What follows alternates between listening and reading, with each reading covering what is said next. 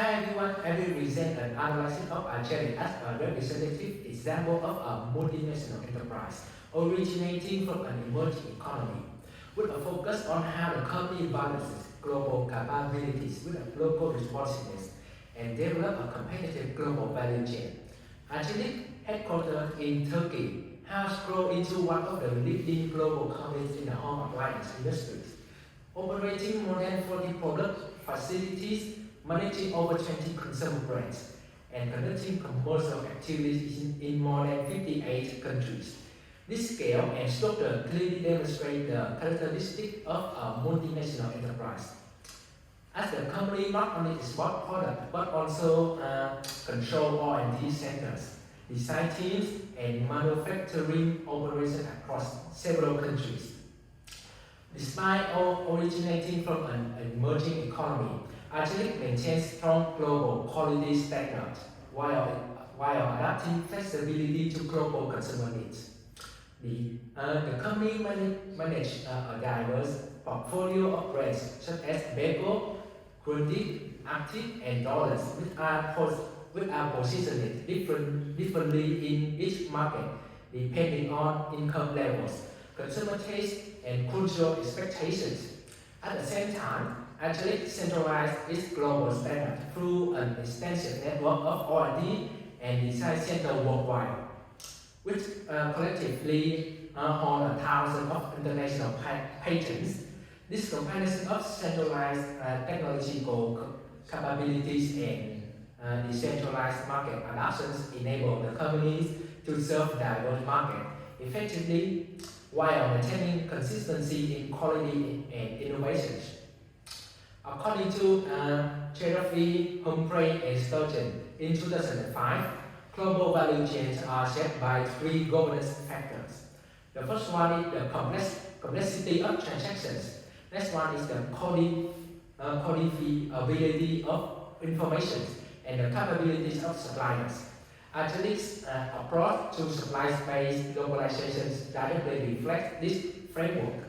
The company prioritizes localizations for components that are less complex and highly codifiable, such as standard parts and packaging, allowing it to adopt modular and captive governance structures that reduce logistic costs. In contrast, for high-tech components that depend heavily on basic knowledge and cannot be easily codified, Arcelik relies on global sourcing or invests substantially in upgrading global supplies through relation governance.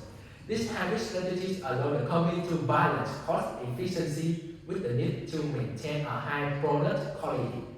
Before discussing Arcelik's initiative, let me briefly explain ESG.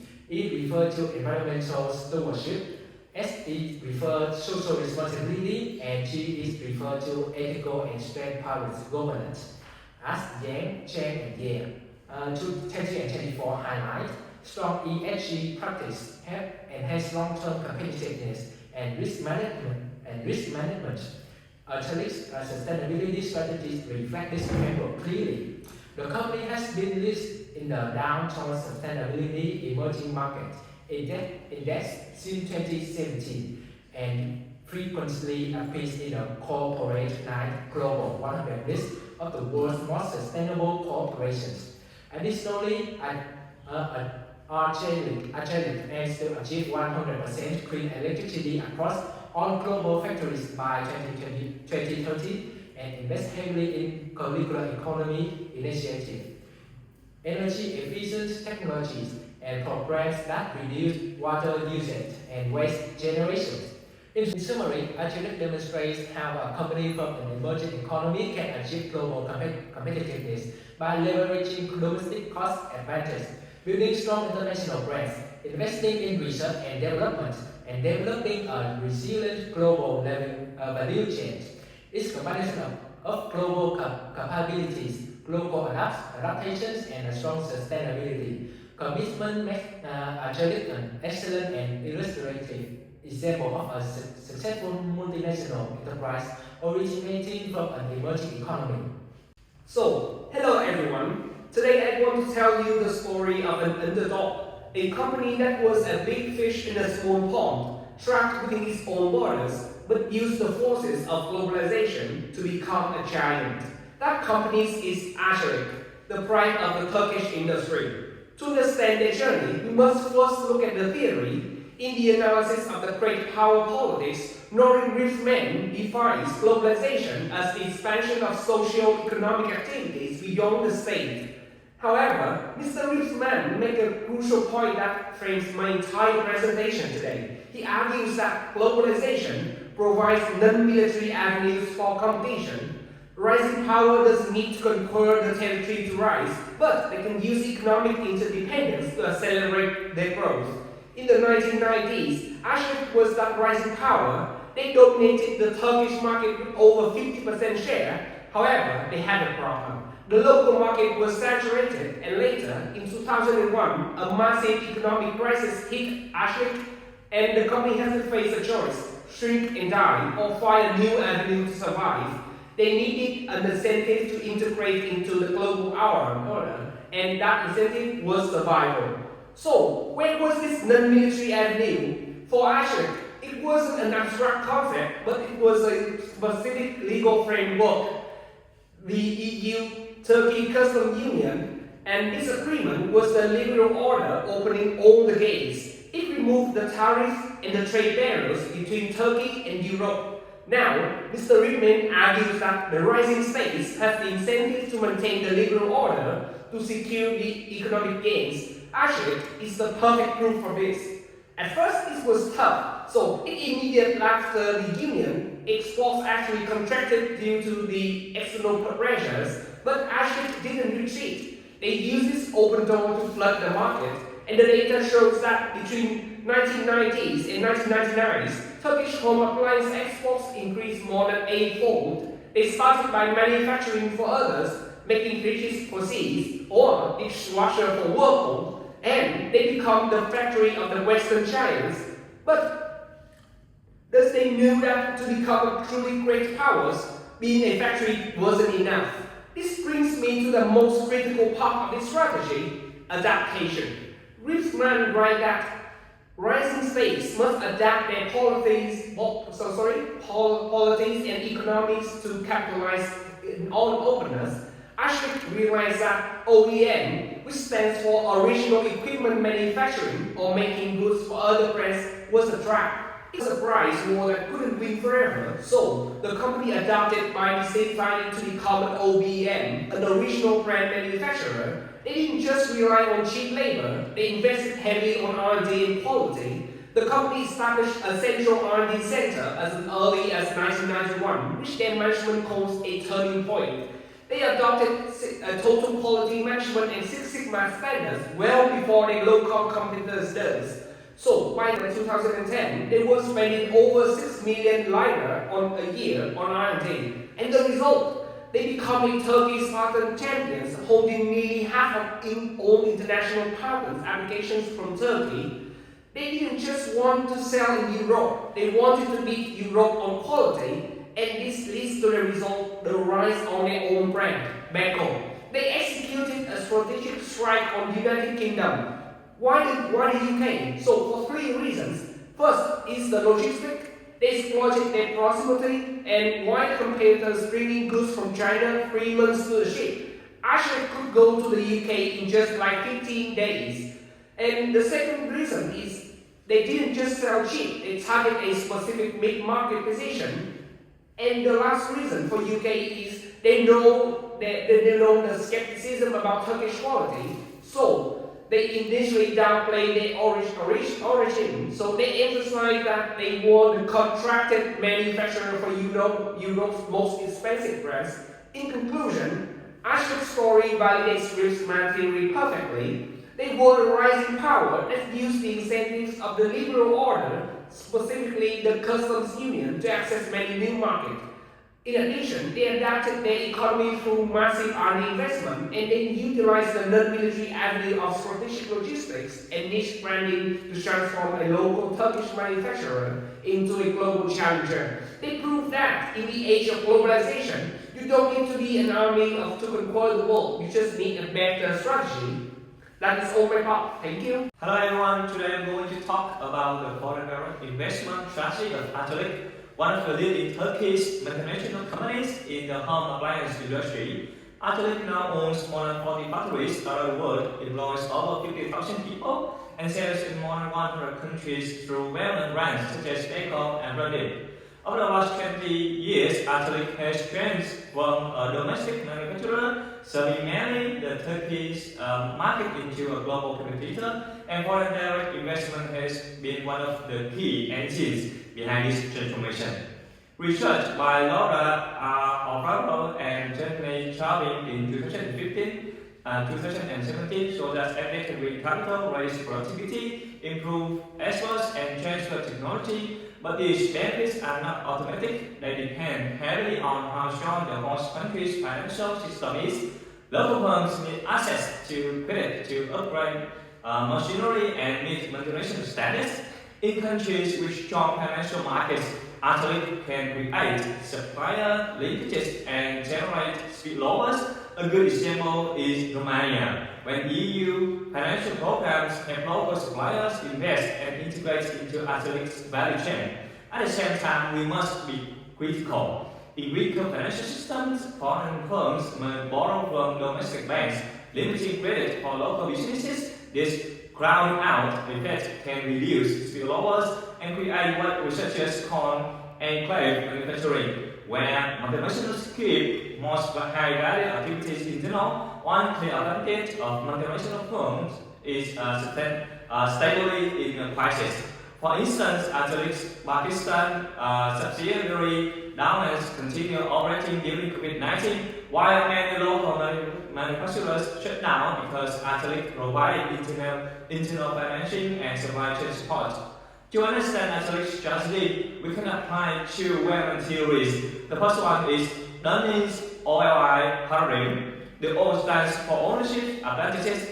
Arcelik has strong technology, patents, plans, and managerial know-how. The L refers to location advantages. Arcelik invests in markets with large consumer demand, low labor costs, or strategic logistics such as Eastern Europe, Southeast Asia, and Pakistan. The I stands for internationalization. Arcelik refers to own factories and subsidiaries rather than outsource production because it helps protect technology and maintain product quality. The second series is the Uppsala model. This model explains that firms usually expand internationally step by step as they gain knowledge and experience. Arcelik followed this pattern. It began by exporting Beko products to nearby European markets, then established subsidiaries in the UK and France, and eventually moved to full FDI by building factories in Romania and acquiring Dowlands in Pakistan. This gradual step-by-step learning process matches the Uppsala model very clearly and shows that Arcelik's international expansion has been systematic and knowledge-based. In conclusion, Arcelik is a strong example of how a company from an emerging market can use foreign direct investment to become a global competitor. By using both greenfield and acquisition-based entry, Arcelik brings capital, improves technology, creates jobs, and expands exports. However, research reminds us that FDI works best in environments where local firms have access to finance, to invest, and upgrade. When financial systems are strong, benefits spread through supplier linkages and technology transfer. When financial systems are weak, spillovers are limited and competition may favor the multinational over domestic firms. The case of Dowlands in Pakistan also shows that multinational firms can subsidize the local production during crisis. Overall, Arcelik's global journey demonstrates how theory and real-world business strategy work together to shape successful internationalization. Thank you very much. Following my teammates, I would like to tell you about a fascinating answer. The Arcelik Hitachi multinational enterprise. It is not just a normal merger, it is a hybrid strategy between a Japanese technologies and Arcelik from Turkey. First, we need to ask, why did the Hitachi, a symbol of Japan, need Arcelik? To explain this, I will use the Professor Dunning OLI paradigms. First is O for the ownership advantage. What does the Hitachi bring? They bring technology and the brand reputations of Japanese quality. And this is their greatest access. However, their weakness is that they are often slow and have very high operating costs. Secondly, L for the location advantage. This is where the Arcelik come in. Arcelik come from the emerging economy. They bring the cost-efficient factories, a flexible supply chains, and the ability to move fast in the new market. Finally, I for the internalizations. Instead of building a new factories alone, which is expensive and risky, Hitachi choose to form a multinational enterprise. This allowed them to create a new body that has the brains of Japanese tech, but the fast legs of the Turkey challenger. The theory sound is perfect, but when this multinational enterprise enters the Vietnamese market, they face a harsh reality. Let's look at this through the poster diamond model regarding the competition. Who is their opponent? It is the ECOWAS, the typical competitor from the emerging economy China. According to our team market data, the ECOWAS acts like a rabbit. They are extremely fast. They are willing to spend a massive amount, is estimated at 10 to 15% of their revenue just on the marketing, KOL bookings, and live stream to dominate the TikTok and Shopee.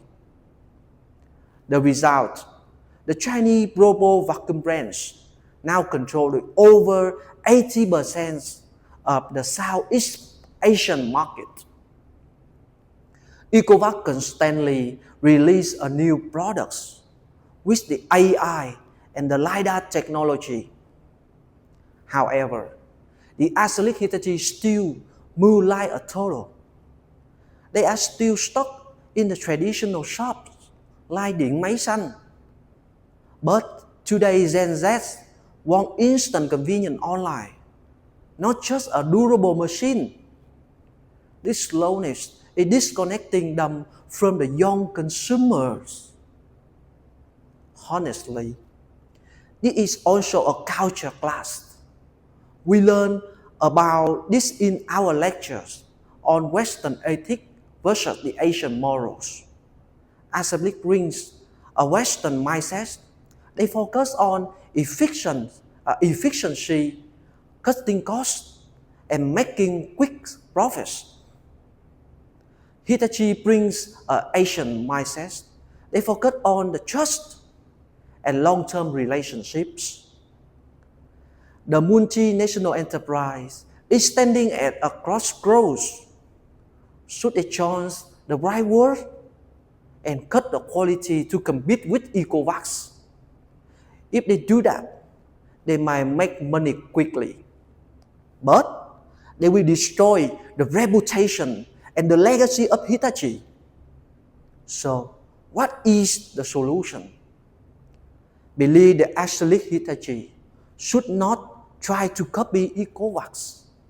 The best part is the pragmatic hybrid strategies. Use the Arcelik agility to modernize how they sell. They must move to the online channels faster to catch up with the market trends. Use the Hitachi legacy to reposition the brand. Don't raise on the features. Raise on the sustainability. Tell the customer our product is smart, but it also lasts for the 10 years. Sell them the responsibility, not just a disposable racket. Only by combining the speed of the Arcelik with the conscience of the Hitachi can they justly win in the long run. So thank you for your listening. Is a great question. According to the OLI paradigm, Hitachi had the technology and brand power, ownership advantages, but they faced a problem. Their operating cost was too high and they was too low to react the market change. If Hitachi tried to build everything alone, it would be too expensive and risky in today's unsustainable economy. By forming multinational enterprise with Arcelik, they gained immediately access to the Arcelik lower cost factories and flexible supply chain location advantages. This strategy, known as the internalizations, allow them to share the risk. It creates a hybrid company that is stronger together than either company would be alone, combining Japanese tech with Turkish speed. Thank you for your questions. I strongly believe they should not do that. This touched on the article crossroads between efficiency and trust. Hitachi's biggest strength is the reputation for Japanese quality and durability. If they chose a rice war and lower their quality just to sell faster, they will destroy the customer trust with their core access. ECOVAC is already winning the race for cheap and fast, so the Arcelik Hitachi cannot beat them at that game. Instead, they should use the Arcelik agility to fix how they sell, moving online, but keep Hitachi high quality to sell the sustainability. They should market their products at responsible, long-lasting investment, which is a better long-term strategy than selling disposable gadgets. Thank you for your questions.